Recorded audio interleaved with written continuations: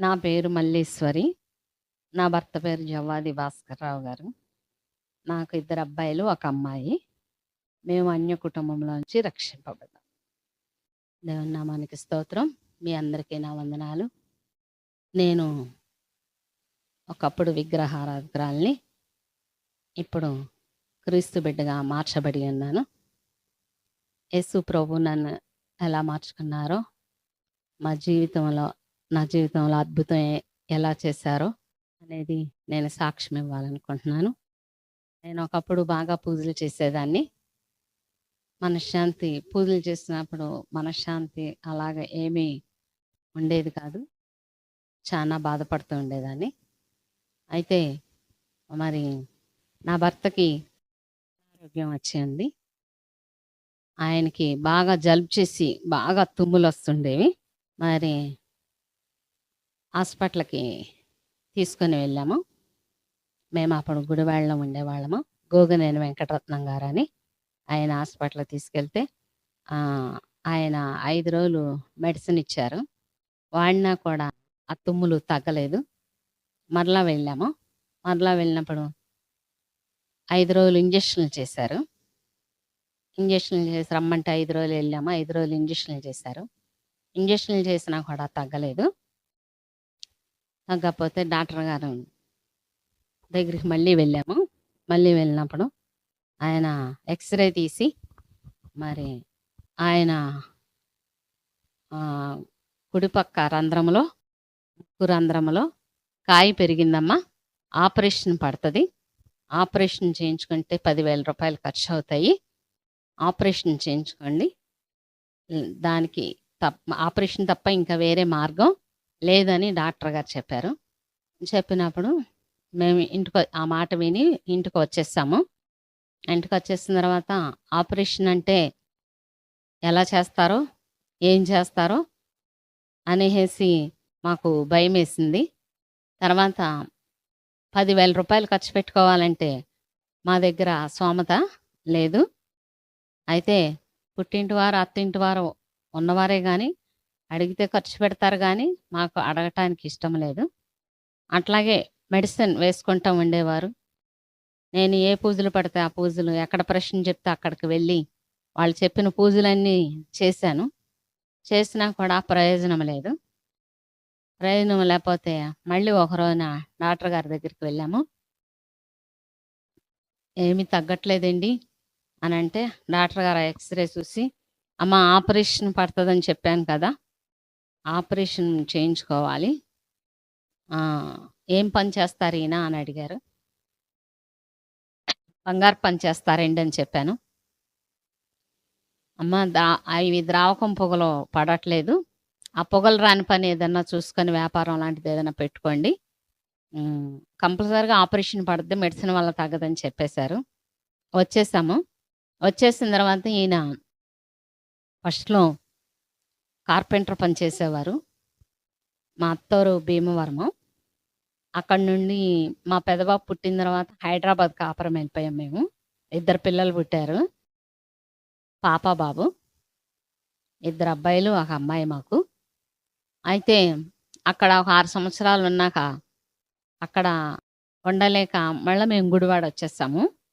గుడివాడ వచ్చేసిన తర్వాత ఈయనకి అట్లా జరిగింది. తుమ్ములు రావడం, ఆ పని మారడం, బంగారు పనిలోకి రావడం, బాగా విపరీతంగా తుమ్ములు రావడం. నిత్యము తుమ్ముతానే ఉండేవారు. కూర్చున్నా, లేచినా విపరీతమైన తుమ్ములు వస్తూ ఉండేవి. చాలా బాధపడుతుండేవారు. అయితే అప్పుడు ఈయన అన్నారు, ద్రావకం పొగలు పడవన్నారు కదా, వ్యాపారం చేయాలంటే నా దగ్గర పెట్టుబడులు ఏమీ లేవు. కాబట్టి నేను కార్పెంటర్ పనిలో ఉన్నప్పుడే నేను బాగున్నాను.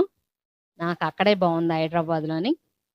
హైదరాబాద్ కాపురం వెళ్ళిపోదాం అనేసి అన్నారు. అంటే అప్పుడు సరేలే, నాకేమో హైదరాబాద్ వెళ్ళటానికి ఇష్టం లేదు. పిల్లలు చిన్న పిల్లలు.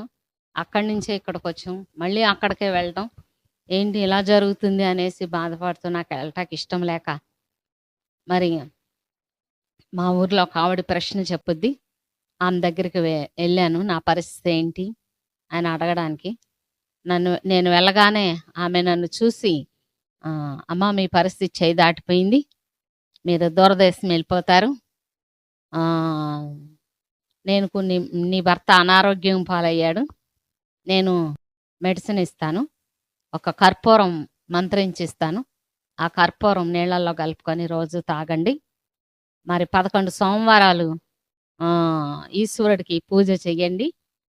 మహానిష్టతో చెయ్యండి. భక్తితో చెయ్యండి. చేస్తే ఆయనకి ఆరోగ్యం వస్తది. మీ చేతి పనులు బావుంటాయి. మీరు స్థిరంగా ఉంటారని చెప్పింది. ఆవిడ చెప్పినయన్నీ ఒక కాగితం మీద రాసుకొని ఇంటికొచ్చేసి మేము హైదరాబాదు కాపురం వెళ్ళిపోయాము. హైదరాబాద్ కాపురం వెళ్ళిపోయిన తర్వాత ఒక 2, 3 నెలలు గడిచిపోయిన తర్వాత మరి నేను పూజలు స్టార్ట్ చేశాను. ఒకరోజు మహాశివరాత్రి వచ్చింది. ఆ శివరాత్రి రోజు మరి నేను సోమవారం పూజ స్టార్ట్ చేశాను. ఆవిడ చేయమన్నయి. స్టార్ట్ చేసి మరి ఇచ్చిన కర్పూరం రోజు నీళ్ళల్లో వేసి తాగమని ఈయనకిచ్చేదాన్ని. ఆ పూజ స్టార్ట్ చేసే ముందు ఆవిడ అంది, మీరు కొబ్బరికాయ కొట్టినప్పుడు ముచ్చుకున్న చెప్ప పక్కన పెట్టి ముచ్చుకులేని చెప్ప పగలగొట్టి మరి ముసలోళ్ళకి కానీ పిల్లలకు కానీ ప్రసాదం పంచిపెట్టండి అని చెప్పారు. నేను మా పక్కనే ఒక ఆవిడి మా చుట్టాలు ఆవిడే ఉండేవారు. ఆమెతో అన్నాను, వదిన గారు నేను సోమవారం పూజలు చేస్తున్నాను. అంటూ ముట్టు తగలకూడదని చెప్పారు. కొద్దిగా నిష్టగా చేసుకోవాలనుకుంటున్నాను. మీరెవరు ఏమీ అలా ఉంటే రావద్దని చెప్పాను. అలాగే అమ్మా మీరు చేసుకోండి అన్నారు. సోమవారం పూజ చేసి మరి కొబ్బరికాయ కొట్టి ఒక చిప్ప మరి ఆళ్ళు చెప్పినట్టుగానే ముచ్చుకలేనిది నేను ప్రసాదం కలిపి పంచదార కలిపి పక్కన వదిన గారికి పట్టుకెళ్ళాను పూజ చేసి. ఆ మంది ఇది నాకొద్దమ్మా, నాకు పెట్టడానికి ఏర్లేదు, నేను తీసుకోను, బయట ఎవరికన్నా పంచుకా అన్నారు. పంచుకా అంటే నేను బయటకు వెళ్తే పిల్లలున్నారు. పిల్లలకు పెట్టాను. ఇంట్లోకొచ్చి అదేంటి వదిన గారికి ఫస్ట్ ప్రసాదం పెడితే వద్దన్నారు, అలా ఎందుకు వద్దన్నారా అని నాకు చాలా బాధ తోసింది. బాధ తోసి సాయంత్రం వెళ్ళి ఆమె దగ్గరికి, వదిన గారు ప్రసాదం పెడితే వద్దన్నారు, నేను చాలా బాధపడుతున్నాను, ఎందుకు వద్దన్నారు మీరు అని అడిగాను. అడిగితే అప్పుడు ఆవిడ అన్నారు, అమ్మా ఇలా పూజలు చేసి పెట్టినవి ఎవరు ఫస్ట్ తీసుకుంటారో వాళ్ళకే మీ శని అంతా వచ్చేస్తుంది, మీ దరిద్రం అంతా మాకు వచ్చేస్తుంది, అది నాకు తెలుసు, నేను ఒకప్పుడు వడపోసాను, అలా పెట్టకూడదు, అందుకే నాకు వద్దన్నాను అనేసి అని చెప్పింది. అదేంటి వదిన గారు, మేము పూజ చేసి మీకు ప్రసాదం పెడితే మా దరిద్రం అంతా మీకు వచ్చేస్తే మరి ఈ పూజలు ఎందుకండి చేయడం అని అంటే, ఏమో అమ్మ నాకు అవన్నీ తెలీదు, నీకు ఆ ప్రశ్న ఎవరు చెప్పారో ఆవిడ చెప్పినట్టుగా చేసుకో అనేసి ఆమె వెళ్ళిపోయారు. ఇక నేను ఇంటికి వచ్చేసాను. ఇంటికి వచ్చేసిన తర్వాత 11 సోమవారాలు ఆ వ్రతాలు చేశాను. చేసిన తర్వాత ఏ మాత్రం కూడా కర్పూరం కూడా నీళ్ళల్లో కలిపి ఇచ్చాను, తాగుతుండేవారు. నిష్ఠతో భక్తి చేశాను. ఏ మాత్రం చేసినా కూడా ఆ పూజలన్నీ అయిపోయాక ఏ మాత్రం తగ్గలేదు ఆయనకి. ఇంకా పెరిగిపోయినాయి తుమ్ములు, ఇంకా బాగా తుమ్ములు వచ్చేస్తున్నాయి. అప్పుడు హైదరాబాద్లోని మరి చెవి ముక్కు గొంతు డాక్టర్లు గవర్నమెంట్ హాస్పిటల్ ఉంది, మరి ఉంటే ఆ హాస్పిటల్కి వెళ్ళాం. వెళ్తే వాళ్ళు ఏం చేశారు, 2 చేతులకి, ఒక చేయికి 18 ఇంజక్షన్లు, మరి ఇంకో చేయికి 18 ఇంజక్షన్లు చేశారు. చేసి మరి అమ్మ ఈ లోపట కండ పెరిగిపోయింది, ముక్కు లోపల మరి అది పైకి పెరిగిపోయింది, ఆపరేషన్ పడుతుంది, ఆపరేషన్ ఖర్చులు మరి గవర్నమెంట్ హాస్పిటలే కానీ మీకు పైన ఖర్చులు 10,000 అవుతాయి, ఆపరేషన్ మేము ఊరికనే చేస్తాము, ఆపరేషన్ చేయించుకోవాల్సిందే, చేయించుకున్నాక మళ్ళీ ఒక 6 నెలలకి రావచ్చు, రాకపోవచ్చు, మేము చెప్పలేము అనేసి డాక్టర్ గారు చెప్పారు.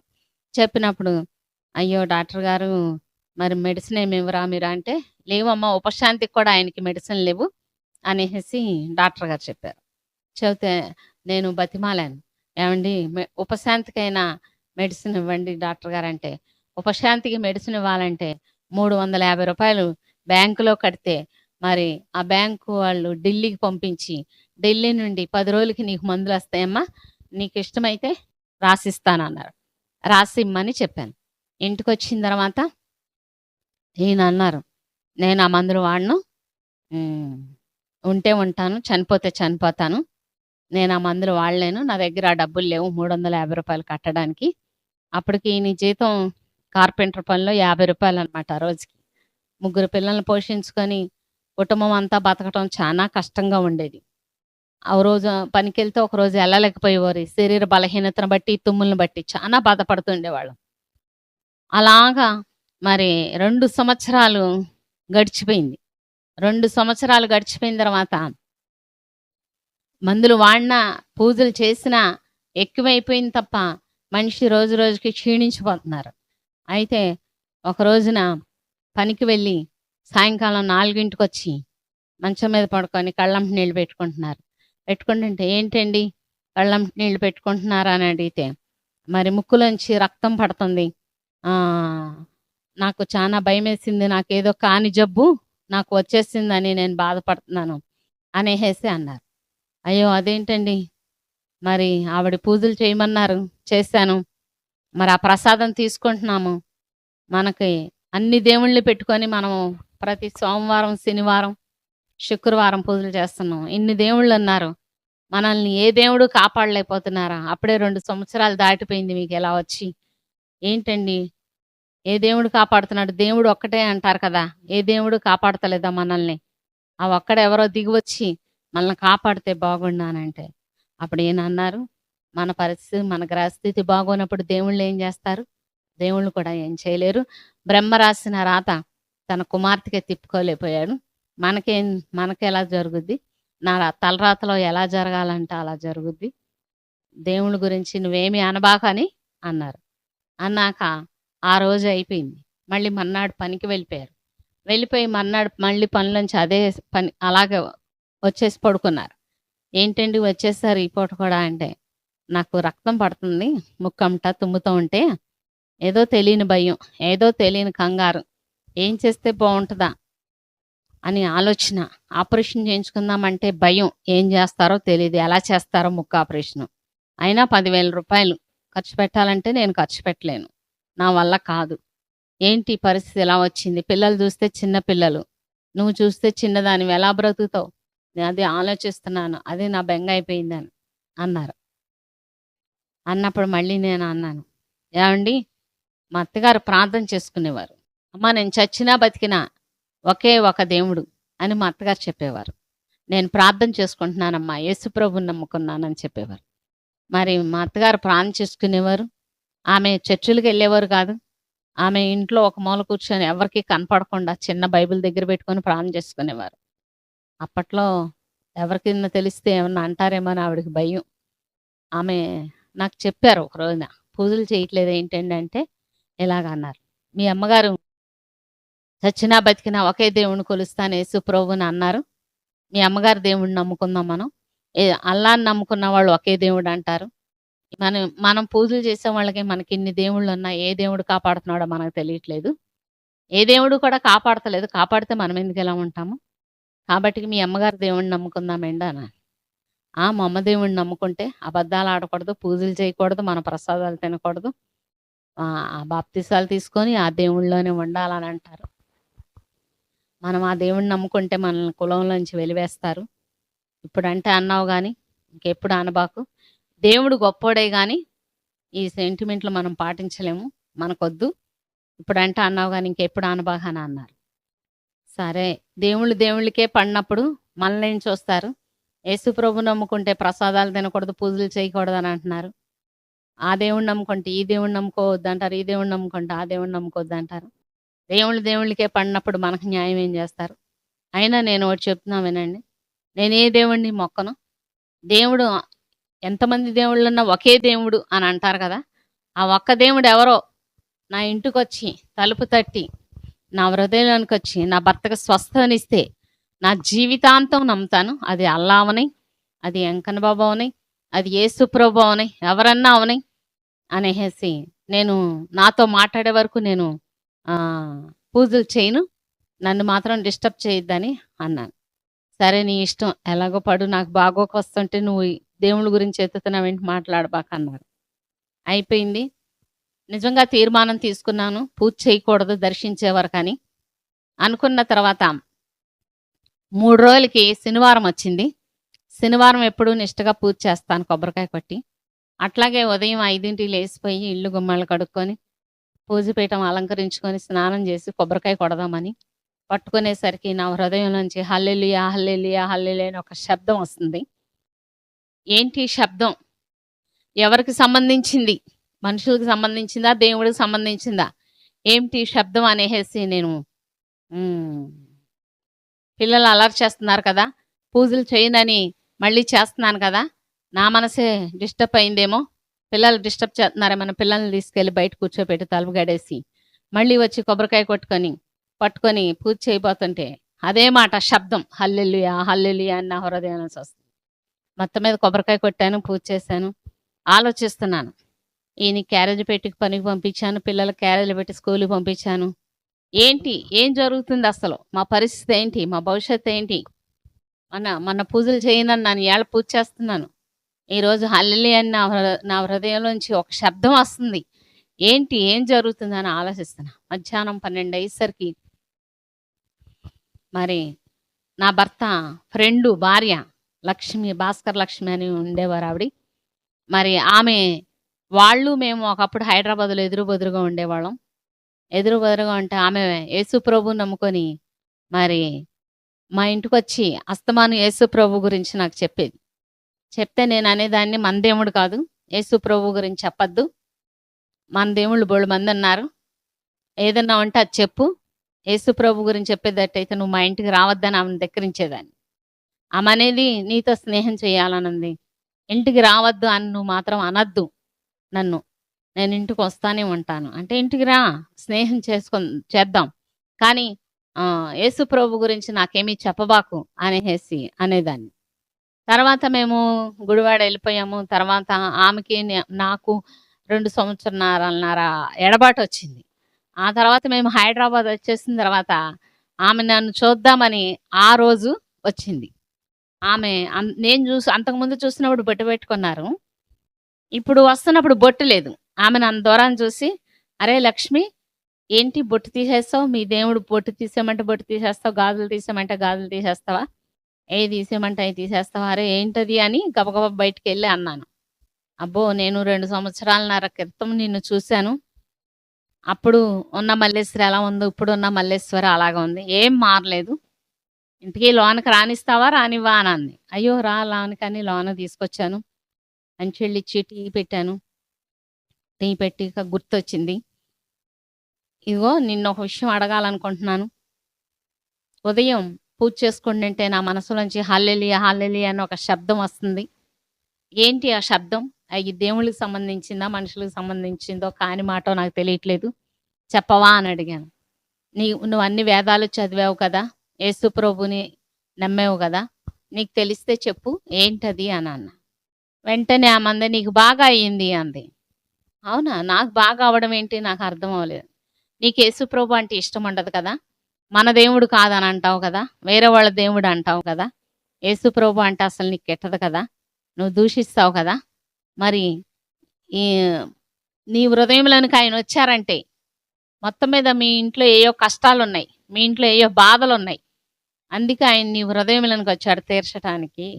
అసలు ఏం జరిగింది, మీ ఇంట్లో ఏం జరుగుతుందో నాకు చెప్పు ఒకసారి, దానికి అర్థం చెప్తాను అంది.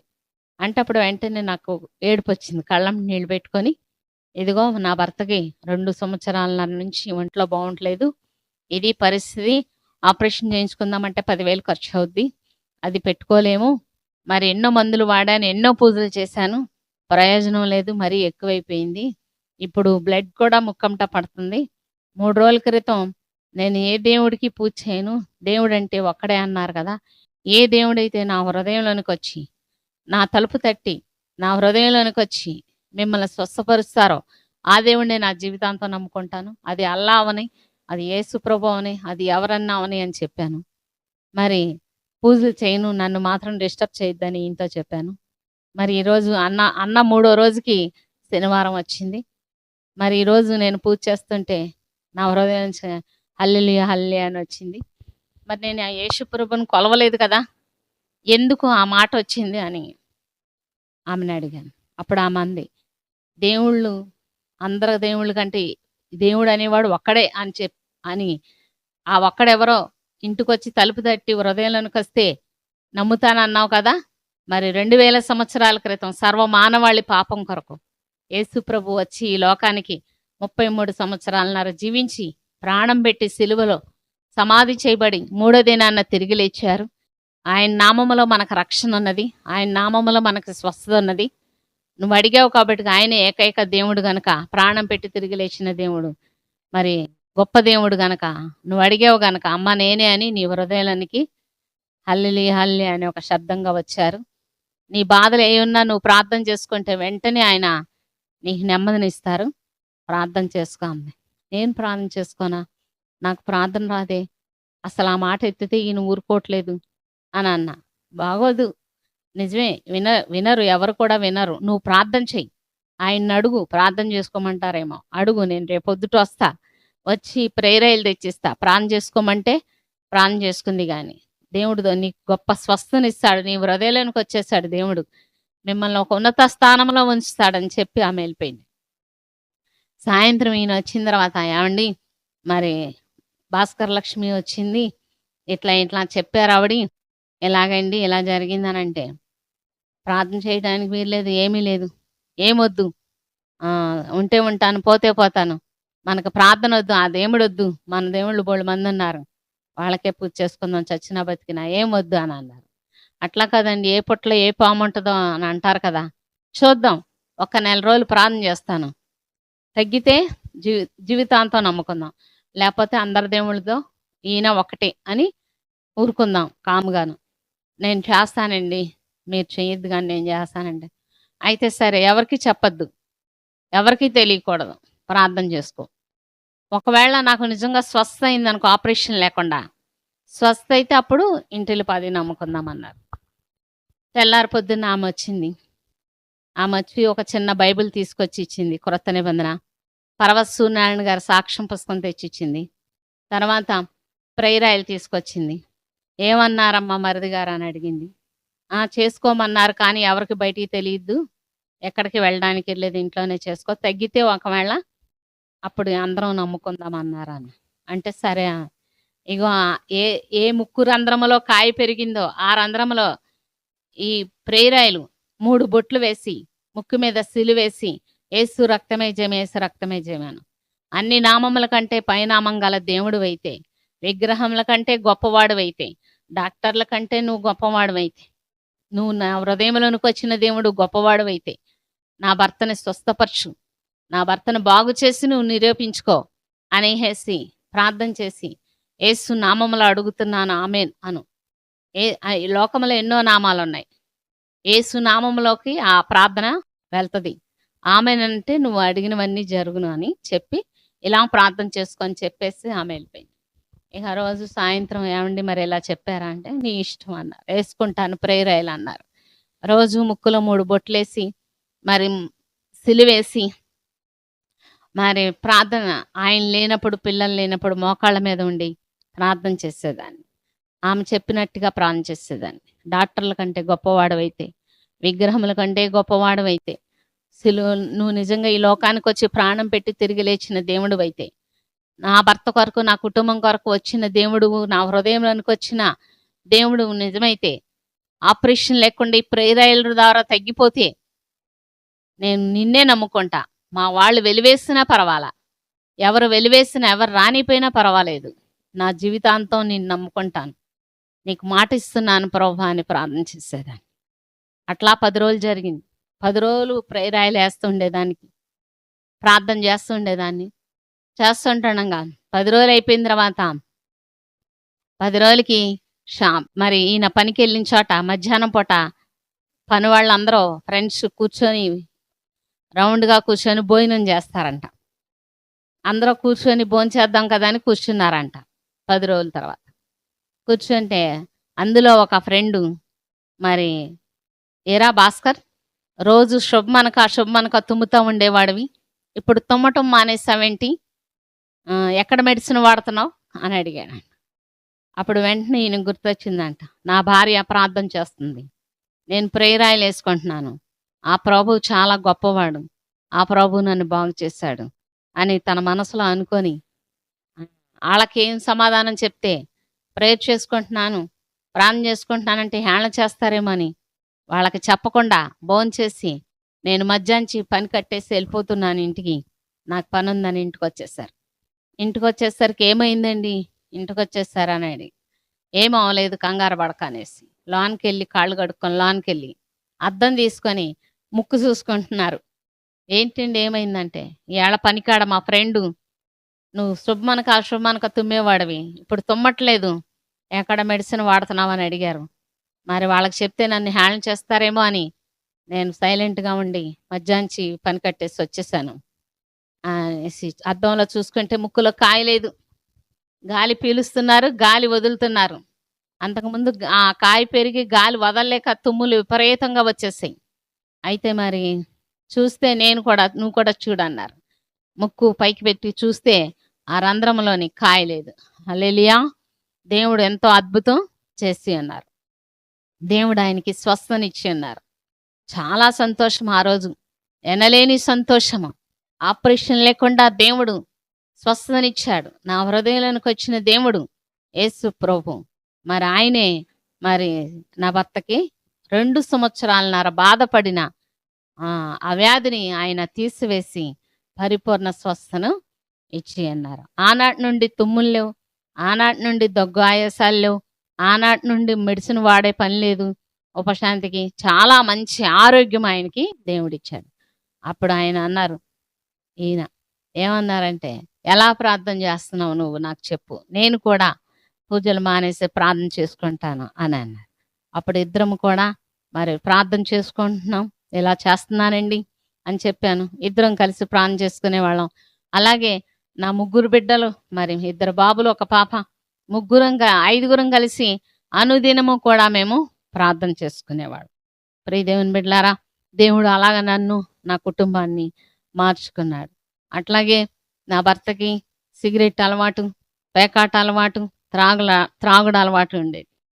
అయితే మరి అవి మానేమంటే మానేవారు కాదు.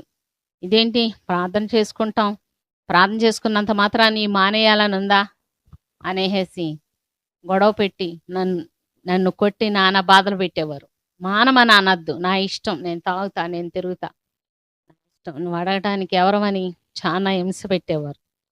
మరి వచ్చే రూ. 50 ఆయన అలవాట్లకి, కుటుంబానికి చాలా ఇబ్బందులు పడేవాళ్ళం.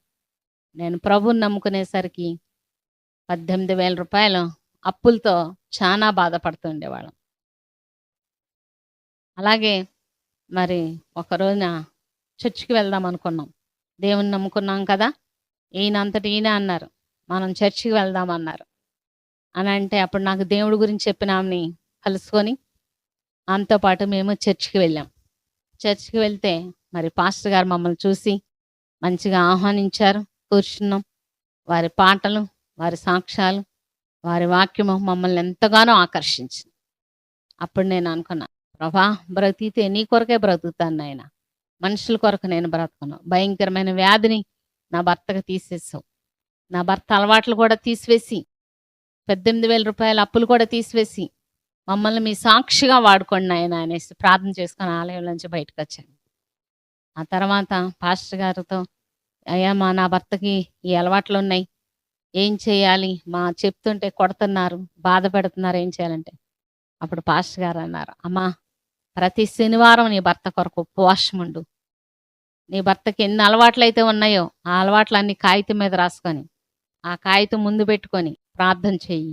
ప్రార్థన చేస్తే దేవుడే ఆశ్చర్యముగా మారుస్తాడు. 40 సంవత్సరాల నుంచి నేను సేవ చేస్తున్నానమ్మా. అనేక కుటుంబాలు మార్చబడి కట్టబడి, నువ్వు ఉపవాసం ఉండి నువ్వు ప్రార్థన చేస్తే నీ భర్తను కూడా మారుస్తాడు.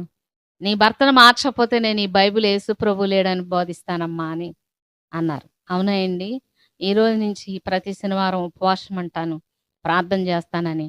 ఇక అప్పుడు నేను ఒక కాగితం మీద మరి, నాయనా ఆయన కోపం తీసేయండి, ఆయన వ్యర్థమైన మాటలు తీసివేయండి, త్రాగుడు, సిగరెట్టు, పేకాట తీసివేయండి, కుటుంబం అంతా మేము నీ మందిరానికి వచ్చేలా చేసుకోండి అని కొన్ని అంశాలు పెట్టుకొని ప్రార్థన చేయటం మొదలుపెట్టాం. నేను, నా బిడ్డలు 3 కూడా ఉపవాసాలుండి ప్రార్థన చేయటం మొదలుపెట్టాం. ప్రార్థన చేస్తుండగా ఒక 6 వారాలు 7 వారాలు జరిగినాయి. జరిగిన తర్వాత వచ్చి నాకెందుకో సిగరెట్ మీద విరక్తి పుట్టింది. సిగరెట్ కాల్చాలనుకోవట్లేదు. తినటానికి లేకపోయినా సిగరెట్లు కొని తెచ్చుకునేవారు. అంత భయంకరంగా కాల్చేవారు. రోజుకి 2-3 పెట్టెలు కాల్చేవారు. అలాంటిది ఆయన మార్చేశారు దేవుడు. ఆ సిగరెట్లు కాల్చడం మానేశారు. నేను ఇంకా పట్టుదలగా నా పిల్లలు నేను ప్రార్థిస్తున్నాం. ప్రార్థిస్తూ ప్రభా మేము చెప్తే హింసిస్తున్నారు గనక మేము చెప్పం, మా ప్రార్థనలు నువ్వు ఆలకించావా లేదా అని రూఢి తెలియడానికి ఆయనంతటా ఆయనే ఒక్కోటి మానేస్తానని చెప్పాలని. కొన్ని వారాలు పోయిన తర్వాత మళ్ళా ఆయన పేకాట మానేస్తాను అనేసి మరి పేకాట మానేశారు. కొన్ని రోజులు పోయిన తర్వాత మళ్ళా నేను తాగడం మానేస్తున్నాను, అది ఎందుకో దుర్వాసన వస్తుంది, తాగాలనిపిస్తలేదని మానేశారు. దేవుని స్తోత్రం. మొత్తం అలవాట్లన్నీ మానిపించి నా భర్తను కూడా దేవుడు సద్భక్తుడిగా మార్చేశారు.